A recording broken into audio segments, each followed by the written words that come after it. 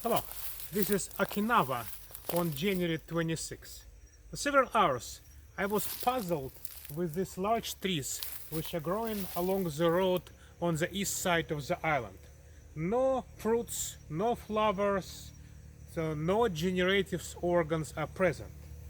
And I totally forgot about my own method because there are so-called spot characters, something which is unusual and attracts attention.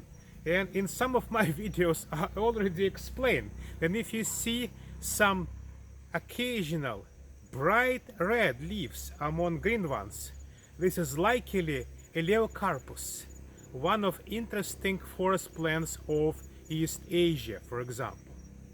So, Eleocarpus, Eleocarpus sylvestris.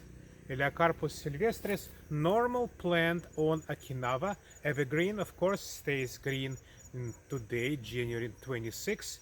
Didn't have any flowers or fruit at the moment, but recognizable by this remarkable spot character, presence of bright red leaves among the normal ones. So, my recommendation to myself, trust my own method more. And this is again January 26, Eleocarpus on Okinawa. Thank you.